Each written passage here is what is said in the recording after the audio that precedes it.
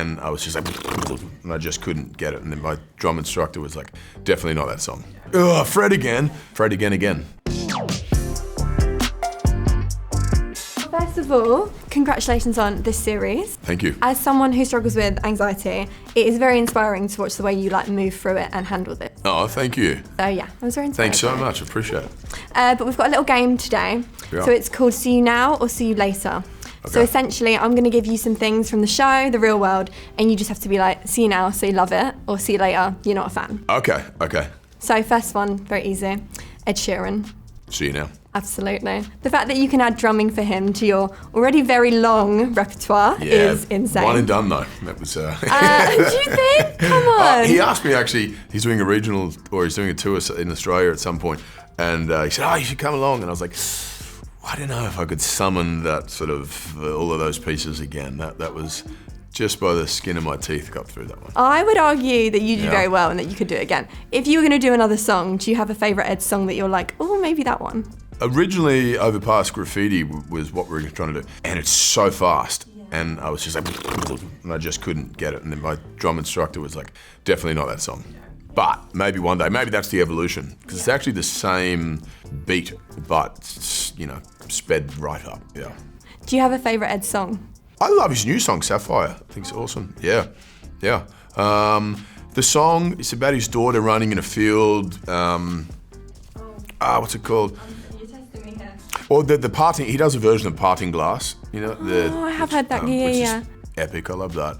I mean, Thinking Out Loud is still amazing. Even though I played it 10,000 times, I was like, I'm never going to want to hear this again. And yet, it's a whole special place in my heart. And is there another artist that you're like, I'd love to drum for them? Is there anyone on the bucket list? Or are you like, one and done? I don't think they'd want me to drum for them. Who would I? Nah, drumming's hard. I mean, I in this episode, you see me train with a metal band, and God, it's just chaos. And I would love the sort of physical exertion and the sort of madness that comes with that, but it requires a whole other sort of component which I wasn't gifted with. I would argue you did pretty well. I will I'm say. sure. Are you musically? Do you play an instrument? I used to play the drums when I was younger. Oh, okay. Yeah, This is the educated opinion. I mean, I'm not great anymore, but I was like, you picked it up. Well, yeah, there you go. Thank you. And as we are MTV, who are you listening to right now? Who's on the playlist? Justin Bieber's album just dropped. Oh my God, how good is Daisies? That's my favourite. It's cool, yeah. I've been on a mad Fred again, kind of obsession. And to be honest, I have his Spotify playlist just on repeat. I'm talking 18 months. And it's Really? like every time I train, every time I'm driving, and my kid's like, oh, Fred again. And there's like a little joke in there somewhere because that's his name. But well, he's just so good at hyping people up. He just gets going. So. Fred again. Again. So that was the joke. Okay. The next one is, it's never too late to try something for the first time. Of course, absolutely. Yeah, and so we should too. The more we kind of expose ourselves to different experiences and pull ourselves outside of our comfort zones and seek new adventures, this is where all the kind of spiritual, emotional, physical growth occurs, from staying stagnant and doing the things that we're kind of familiar with, the lessons stop being offered up, so. And I was going to say, what was the last thing you did for the first time? Wow, let me think. I mean, the obvious one is drumming in front of 70,000 people, first and last time. Climbing a 600-foot damn wall. That was the last time and the first time. Insane. Kind of everything I've done in this series has been a one and done, first and last, I guess, to an extent. You learned what you needed to learn. Yeah. On to the next one. I was exposed to the therapeutic stress, and I will take it and kind of learn from it. Weave it into my day in a subtler fashion. Yeah. And the next one is being anxious, but doing it anyway. For sure, yeah.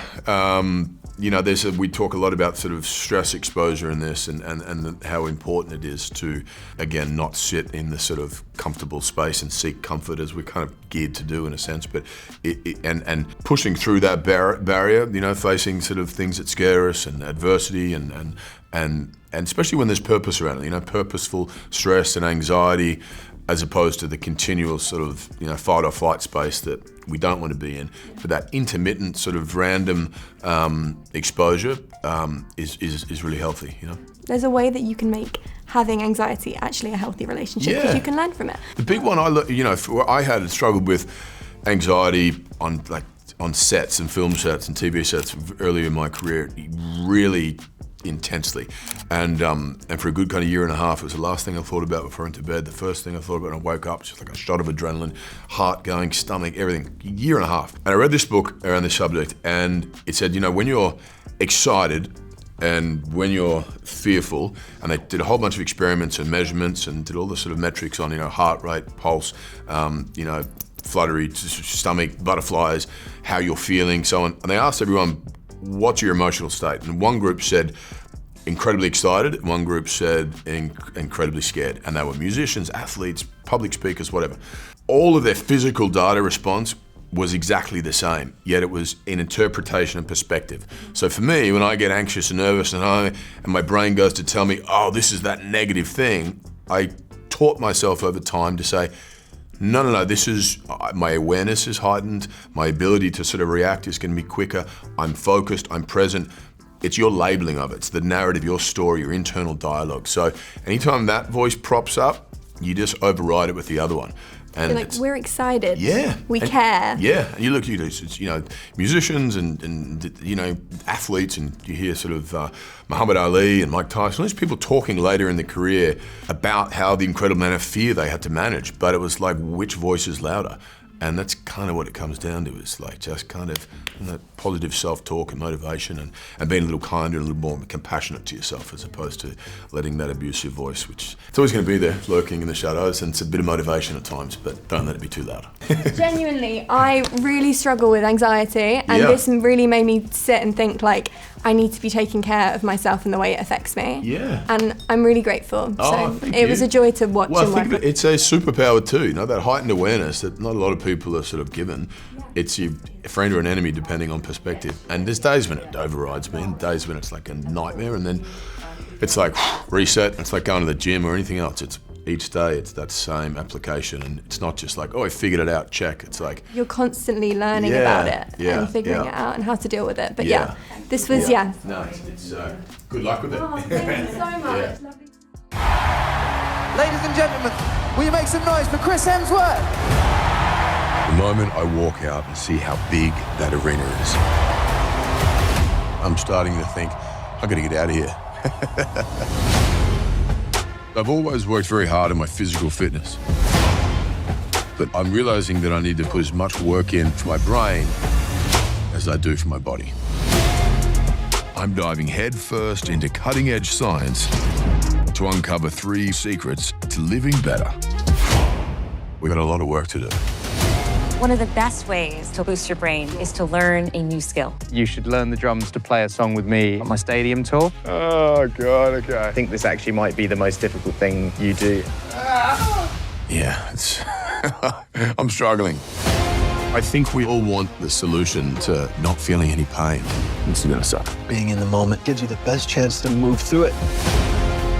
The key to unlocking these benefits for all of us is finding the edge of our comfort zone. I looked down and I immediately get that wave of like terror. But it's up here. The growth that occurs through any challenging experience is quite powerful. And it's really what we seek. Keep going, Chris. You can do this. Look at me. Look at my eyes. Say Jenga. It's not even that bad. I'm fine.